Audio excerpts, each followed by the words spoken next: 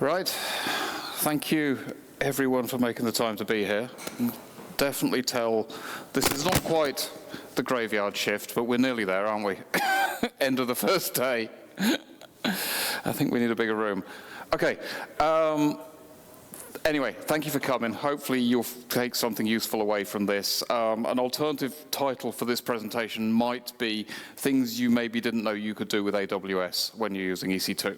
So, very quickly, because we're a little bit behind time, I'll try and get us back on time for the next speaker. I'm a technical account manager at AWS. I come from a long Red Hat background, though. I've written 5 books on Ansible, so that's my overlap, my reason for joining CfgMgmtCamp. I tend to show up at this Ansible Fest before it was wrapped up in Red Hat Summit, and so on. A few things about me up there. Anyway, but let's talk about what we're actually here to talk about. So, how did this come about? Let's break down the problem. Look at what the internet says the solution is, what the perceived wisdom is, and then how we're actually going to fix it. And there isn't a demo, whether that's good or bad, I'll let you decide, but I've got some example code. So if this is of interest, you can go away, clone that off GitHub, and see how it treats you.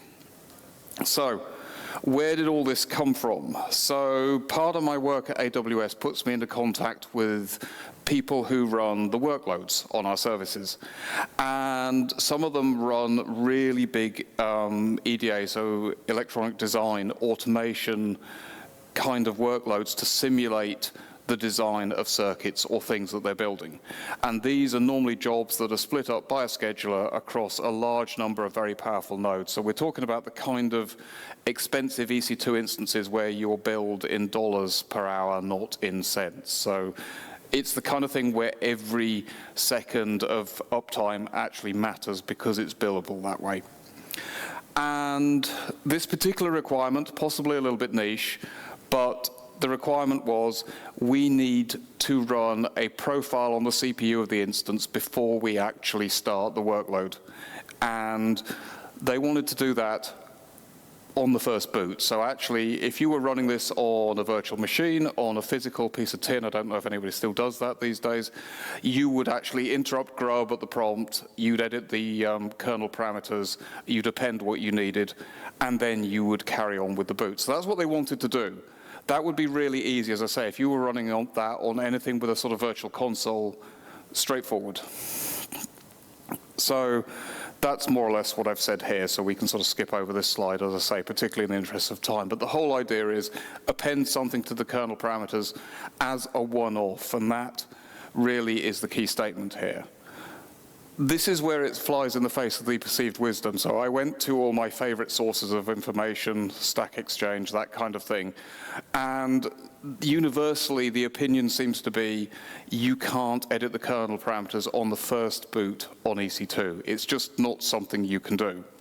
I asked my favorite generative AI, because it's 2025, so I have to drop generative AI into this presentation somewhere.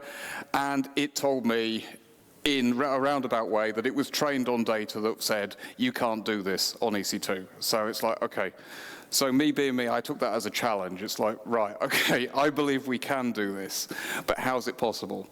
And obviously, as I say, part of the problem statement, and we'll get to more of this in a minute, is you don't want to be booting up one AMI, one virtual machine image, to profile with a sort of specific kernel parameter, and then bring that down, bring up another virtual machine image. It's incredibly wasteful of CPU cycles, of time, of even storage space, because you've got to store 2 virtual machine images for different purposes, so you don't want to get into that space. And particularly the Linux-based operating system in use here had significant boot times as it is because of the way it interacts with the job scheduler and the things that it loads in the background. And as I say, adding another virtual machine image is just kind of wasteful. Why would you store 2 virtual machine images just for changing a kernel boot parameter? So, I think we've done the problem statement to death. Let's actually look at how it was solved. So, I've been using AWS, admittedly sort of dabbling a little bit since the early days when it was really services like EC2 and S3. And I remember a while back there was a feature where you could get a snapshot of what the console looked like on the virtual machine, but you couldn't interact with it. It was kind of a read-only thing, so you could at least get a dump of, has the kernel panicked? Is it stuck somewhere in the boot process? That kind of thing, but you couldn't do anything to fix it. What I hadn't noticed during the pandemic, probably because I was busy being locked down and doing other things, was that Amazon quietly released a new feature, which was a serial console for EC2. So you now get a fully fledged serial console for your virtual machines if they support it. Now, obviously, that's only of limited value if you're running Windows Server, but if you're running open source, which I'm sure pretty much everyone here is going to be, then you can redirect the bootloader, the grub boot menu, the kernel messages, everything out of the serial port, which is great. And pretty much every Nitro-based instance has this baked in. So it's baked in, for anyone who doesn't know the word Nitro, that's the hardware platform that Amazon designed to hand off some of the virtualization functions. So it's there for the taking, and it gets better. A picture is worth 1,000 words, as they say, so forgive my drawing skills in draw.io. I knocked this up for the presentation. But essentially, Amazon built a way to interact with the serial console without having to go into the web UI. So you can actually connect with it securely over the internet. And the way that works is they create, they call it an endpoint, but I think of it, I suppose, conceptually like a proxy.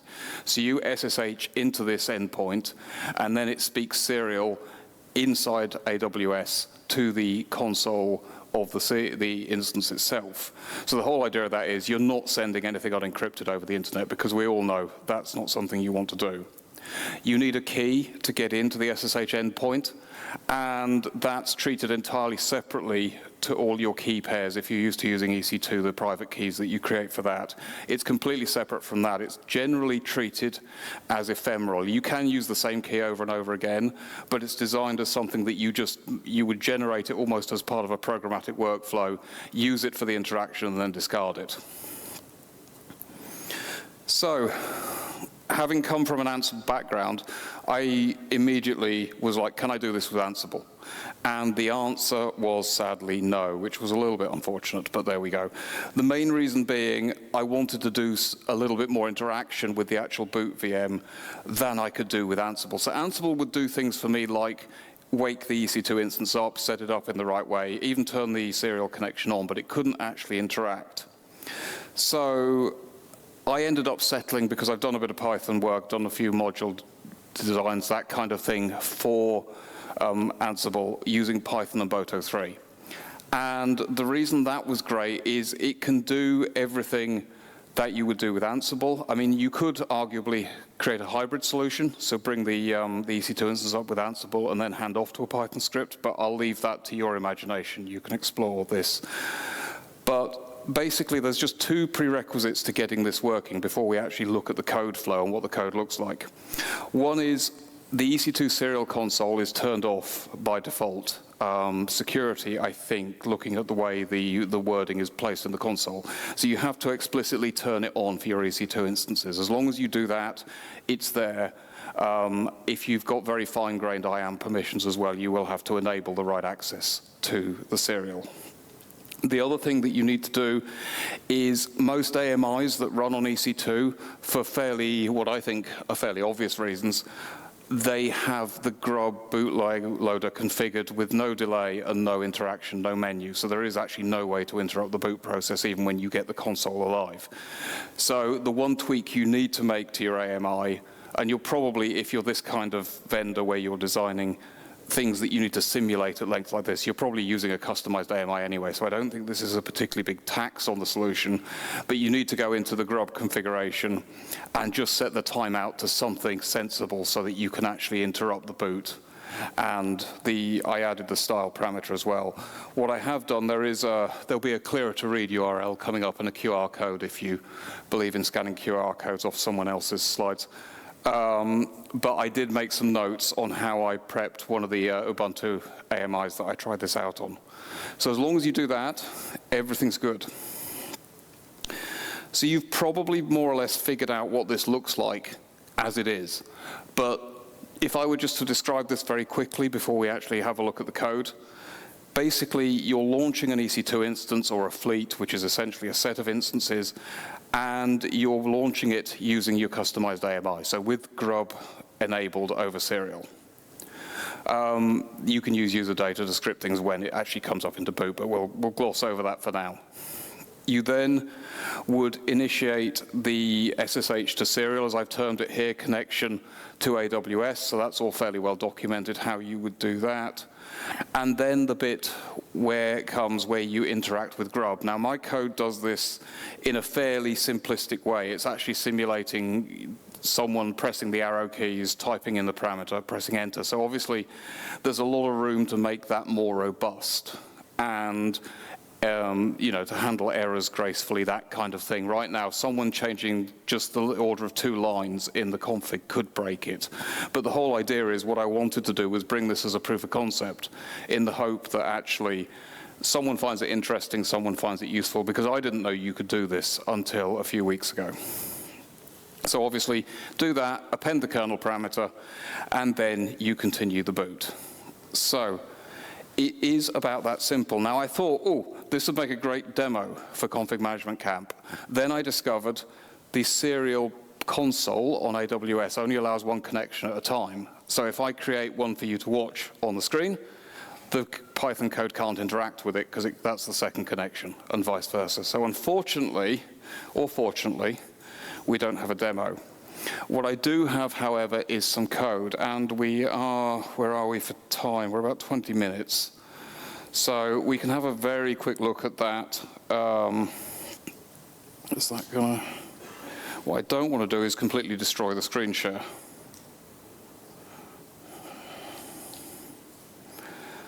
Let me just see if I can put this on the other screen. Okay, so this is the GitHub repository where you've just seen the QR code and the link to. So if you want to look at a worked example of how I did this, I've put it up on GitHub because, as I say, there's a lot of room for refinement in this, but I think what's great is hopefully this will give someone a starting point and raise awareness that actually you can do more stuff programmatically with your EC2 instances than it first appears. Now, next challenge, where is the cursor? There it is. Okay. So the whole thing is split up into, I've tried to modularize the code a little bit so that it's a bit easier to pick through and read. Most of it is fairly boilerplate stuff. As I say, there's a lot of scope for improving your error handling and that kind of thing here. But the one that's probably of most interest is this one here. So this is the one where it actually sets up the SSH connection to the endpoint at AWS. And then it starts doing the clever stuff. So down here, you can see I'm sending the down arrow key, Control E, that kind of thing. So it's almost, it reminds me of computing in the 90s when I was recording macros and keystrokes and that kind of thing. It's very much that kind of solution. Imagine that you could probably make this more refined, but the great thing is this works. This was something that was presented as a proof of concept to the customer, and they were able to develop it and move it forward. So it's nice to be able to say, although I can't share who the customer is, sadly, I can say this has seen life in the field and it's fixed some real world problems. So I think that's a good point to wrap up. That brings us to about 5 minutes before I think the next talk is due to start, so I don't want to ram up straight against that. Any questions from anyone? Yeah, go for it. Why it's so crucial to bring changes into booting options or kernel stuff from the first? You can, I don't know, do it with cloud init, probably with next restart. So, completely agree, and that's the way that people would normally do it. The case here was this particular customer, without naming any names, spend an awful lot of money on their EC2, and every optimization they can get matters. So their request to us was, okay, we can do exactly what you've just said, use cloud init, change the parameters and reboot. Can we take that reboot out of it? Because we're being billed for every second that it's up. And so, you know, you could argue maybe this is a solution where we're taking it to an nth degree, but it's, yeah, you know, is the customer always right? Potentially. So, yeah. Does that kind of answer your question? I know it's, yeah. It's one of those things where there's no right or wrong solution to it. You could absolutely do it that way. This was just one where we were asked to do it a different way, and I thought, well, that's actually quite an interesting use case. I didn't even know you had this sort of SSH to serial proxy in AWS, so it just sort of raised awareness of that a little bit.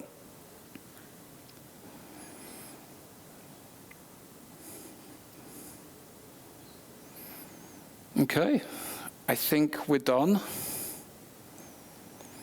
Thank you, everyone. Appreciate that.